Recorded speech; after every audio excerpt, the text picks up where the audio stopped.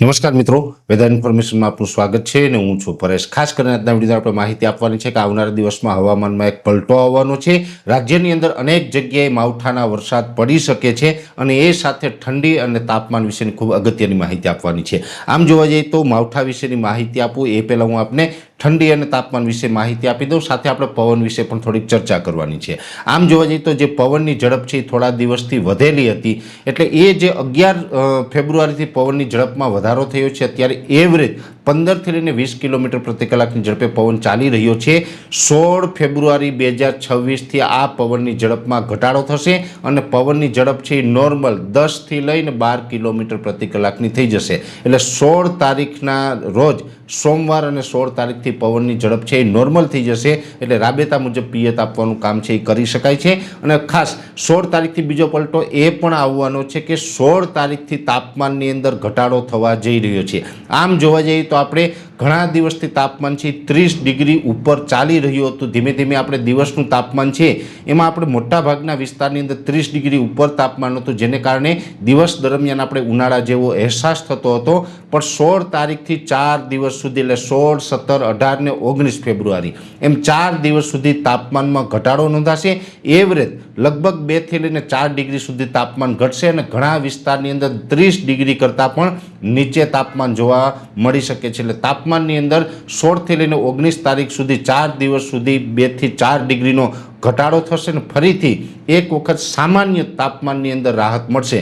જો કે એનો મતલબ એવો નથી કે આપણે ફરીથી શિયાળા જેવો માહોલ થાય। શિયાળા જેવો હવે માહોલ નથી થવાનો, પણ તાપમાનમાં માઇનોર રાહત છે એ ચોક્કસથી મળવાની છે। એટલે પવન, ઠંડી અને તાપમાન વિશેની આ અગત્યની માહિતી છે। હવે વાત કરવાની છે માવઠાની વાત એટલા માટે કેમ કે આવનારા દિવસમાં હવામાનમાં એક પલટો આવવાનો છે, જેની અંદર જોવા જઈએ તો આમ તો અત્યારે વેસ્ટર્ન ડિસ્ટર્બન્સ જે WD ઉત્તર ભારતના પહાડો ઉપરથી જે પસાર થતા હોય એ હજુ હળવા વેસ્ટર્ન ડિસ્ટર્બન્સ પસાર થવાનું ચાલુ છે। એમાંથી જે ફેબ્રુઆરીના છેલ્લા અઠવાડિયાની અંદર એક વેસ્ટર્ન ડિસ્ટર્બન્સ આવી રહ્યું છે, એ વેસ્ટર્ન ડિસ્ટર્બન્સનો ટ્રફ છે એ ગુજરાત સુધી લંબાય તેવી શક્યતાઓ છે। સાથે ફેબ્રુઆરીના અંતમાં, એટલે કે આમ તો 19 તારીખ સુધી તાપમાનમાં 2 થી 4 ડિગ્રીનો ઘટાડો, પણ 20 તારીખથી ફરીથી તાપમાન વધવાનું છે અને એ ઊંચા તાપમાનને કારણે 22 ફેબ્રુઆરીથી લગભગ ગુજરાતની અંદર તાપમાન જે ઊંચું જશે અને ઊંચા તાપમાનને કારણે હળવું દબાણ સર્જાઈ શકે છે અને એના કારણે લોકલ સિસ્ટમો પણ એને સપોર્ટ કરશે।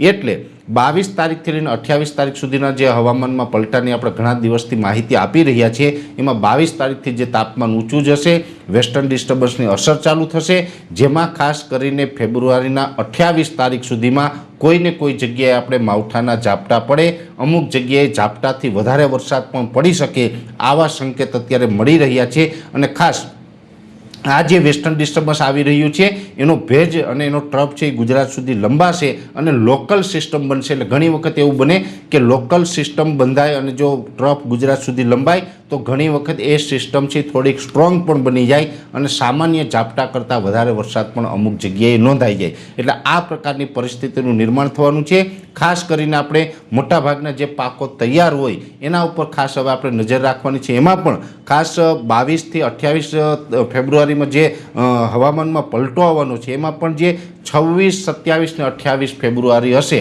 આ 3 દિવસ તો એવા હશે એમાં મુખ્યત્વે અનેક જગ્યાએ માવઠાના ઝાપટા પડે તેવી શક્યતાઓ અમે માની રહ્યા છીએ। આના ઉપર અમારી સતત નજર રહેશે। આની પડેપડની માહિતી છે અમે આપણા સુધી પહોંચાડતા રહીશું। અત્યારે આ વિડીયોની અંદર એટલું જ। અંતમાં દરેક મિત્રોને વિનંતી રહેશે કે આ વિડીયોને લાઈક આપીને દરેક ગ્રુપમાં શેર કરી દેવો। જો તમે અમને યુટ્યુબ ઉપર જોઈ રહ્યા હોય તો ચેનલને સબસ્ક્રાઈબ કરજો અને ફેસબુક પેજ ઉપર જોઈ રહ્યા હોય તો ફેસબુક પેજને ફોલો કરજો। નમસ્કાર।